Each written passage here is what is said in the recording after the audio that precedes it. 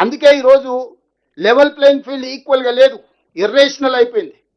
మనకు అసలు ఏం అవకాశమే లేదు. మనం నిండా అసలు అసలు అచేతన అవస్థకు తెలంగాణ నెట్టేసిండు చంద్రశేఖరరావు, హరీష్ రావు. వాళ్ళు బలవంతులు అయిపోయారు. పర్ డే 4.5 టీఎంసీలు తీసుకెళ్లే కెపాసిటీని 13.5 టీఎంసీలకు ఎన్హాన్ చేసుకున్నారు చంద్రశేఖరరావు ముఖ్యమంత్రి ఉన్నప్పుడు 10 ఏళ్లలో. ఈ రోజు నువ్వు ఏం చేసినా శ్రీశైలం బ్యాక్ వాటర్స్ నుంచి నీళ్లు తీసుకోవాలంటే మన శక్తి సరిపోదు. నువ్వు అన్ని అనుకున్నట్టు కంప్లీట్ చేస్తే కూడా 2 టీఎంసీలు తీసుకోలేవు. ఇవాళ జూరాల నుంచి తరలించడంలో నీతి అన్యాయం జరిగింది, నిధుల దోపిడీ జరిగింది. ఈ దానికి కేబినెట్ అప్రూవల్ లేదు. ఎట్లయితే మేడిగడ్డ నుంచి తుమ్మిడి హైతే నుంచి మేడిగడ్డకు మారిస్తే ఎట్లయితే కమిషన్ మీరు కేబినెట్ అప్రూవల్ అడిగిండో, ఈరోజు నేను ఇదే మాట అడగదలుచుకున్నాను చంద్రశేఖరరావు గారిని శాసనసభలో. అందుకే వారు హాజరు అవ్వడానికి జంకుతున్నారు. వారికి తెలుసు చర్చ ఎక్కడికి దారి తీస్తుంది. స్టెప్ బై స్టెప్ ప్రతి లెటర్ ఎట్లా తీసుకొచ్చి మనం ముందర పెడతాము, ఏ రకంగా చర్చ చేస్తాం అనేది వారిద్దరికీ తెలుసు. అందుకే తొండి వాదన మొండి వాదన బలంగా వినిపిస్తారు. ఎప్పుడైతే నేను ఇంటర్నల్ మీటింగ్లో ఇవన్నీ మాట్లాడి ఆఫీసర్లకు నేను ఒక డైరెక్షన్ ఇచ్చిన, దీని మీద ఎంక్వైరీ చేద్దామని. ఎప్పుడైతే నేను 4 రోజుల క్రితం ఇది అన్నానో, హరీష్ రావు గారు ఇది వదిలేసిండు. మళ్ళీ బంకచెర్ల నల్లమల సాగర్కి పోయి గోదావరి మీద మాట్లాడుతుంది. ఇప్పుడు ఇది మాట్లాడతలేడు. ఇప్పుడు ఇంకా 3 రోజుల నుంచి మీరు హరీష్ రావు గారి స్టేట్మెంట్ చూడండి. నేను 4 రోజుల క్రితం మా అధికారులందరినీ పిలిచి కూర్చోబెట్టి, ఓకే ఫైన్ బాగుంది, చర్చ అంతా చేద్దాం, TO terms of reference ready అయ్యండి, ఎంక్వైరీకి ఆర్డర్ ఇద్దామని చెప్పి ఆఫీసర్లు అందరికీ చెప్పిన.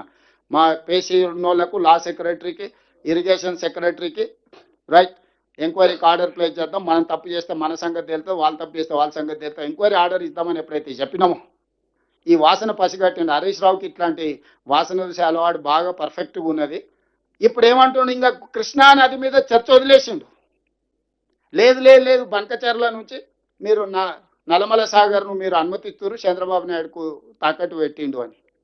నేను అనేది, ఈ రూమ్లో ఉన్న వాళ్ళు ఎవరమైనా, మనం ఈ ప్రాంతంలో పుట్టి, ఈ ప్రాంతంలో పెరిగి, ఈ ప్రాంతంలో రాజకీయాలు చేయాలనుకుంటున్నాం.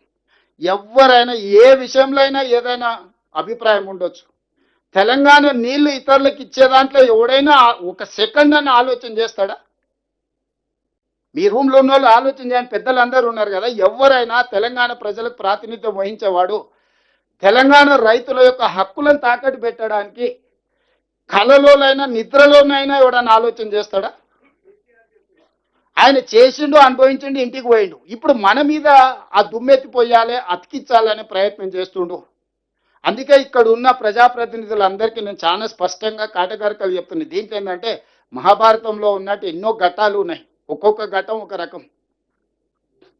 ఇది మల్టీ కాంప్లికేటెడ్. ఎందుకంటే ఆంధ్రప్రదేశ్ ఉంది, తెలంగాణ ఉంది, కేంద్ర ప్రభుత్వం ఉంది, కృష్ణా ట్రిబ్యునల్ ఉంది, కృష్ణా రివర్ మేనేజ్మెంట్ బోర్డు ఉంది, పర్యావరణ అనుమతులు ఉన్నాయి, సిడబ్ల్యూ సెంట్రల్ వాటర్ కమిషన్ అనుమతులు ఉన్నాయి. ఇది ఎన్ని రకాలుగా చిక్కుముళ్ళు ఉన్నాయంటే చార్మినార్ దగ్గర ఆటో నడిపినట్టు ఉంది.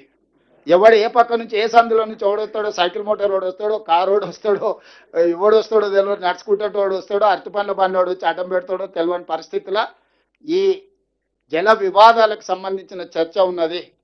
ఈ చర్చను పూర్తి స్థాయిలో సభలో ఎండగడతాము. ఇందులో వచ్చిన వాళ్ళకు కూడా క్లియర్గా గోదావరి నది, కృష్ణా నది రెండు నదుల మధ్యలో ఉన్నదే తెలంగాణ. ఈ తెలంగాణ హక్కుల కోసం మన ప్రభుత్వం ఉమ్మడి రాష్ట్రంలో హక్కులను సాధించుకోలేకపోతున్నాము, హక్కులకు అన్యాయం జరుగుతుందని, నష్టం జరుగుతుందని తెలంగాణ రాష్ట్రం ఇచ్చినాం. తెలంగాణ రాష్ట్రం వచ్చిన తర్వాత వెళ్ళి కిరణ్ కుమార్ రెడ్డి తయారు చేసిన పేపర్ మీద కేసీఆర్, హరీష్ రావు గారు ఇద్దరు కలిసి సంతకం పెట్టేస్తే ఆ కిరణ్ కుమార్ రెడ్డి కంటే వీళ్ళు ఎక్కువ దుర్మార్గులు కదా. కాళోజీ చెప్పిండు కదా, పక్కోడు చేస్తాం అని పొలిమేరలు అవతల తడతాం, వీడియో అయితే ఇక్కడ పాత్ర ఇస్తాం అనేది చెప్పిండు కదా.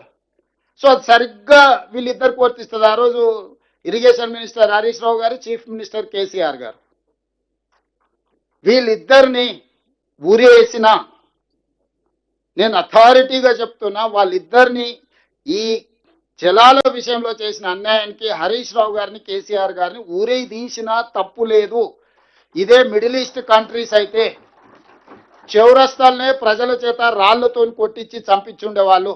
మనది ప్రజాస్వామిక దేశం కాబట్టి ప్రజాస్వామ్య బద్ధంగానే ఎవరినైనా శిక్షించాలి కాబట్టి కసబును కూడా మనము చాలా రోజులు జైల్లో పెట్టి, బిర్యానీ పెట్టి, విచారణ చేసి ఉరి తీయాల్సి వచ్చింది.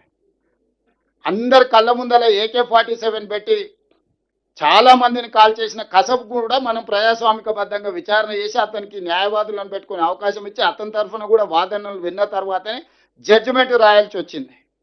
ఇక కసబ్కే అన్ని వసతులు ఉంటాయి, కేసీఆర్కి ఎన్ని ఉంటాయి మీకు తెలుసు కదా. అందులో సంపాదించిన సొమ్ముంది, ఎవరినైనా తెచ్చుకోగలుగుతారు న్యాయవాదులను.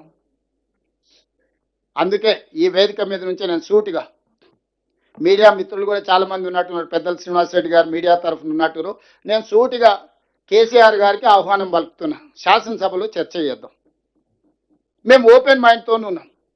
మేము ఏమన్నా మా నిర్ణయాలలో లోపం ఉన్నా, మా నిర్ణయాలను సవరించుకోవడానికి ఏదన్నా ఉన్నా మీరు వచ్చి మాకు సూచన చేయండి, మీ అనుభవాన్ని మాకు ఇవ్వండి.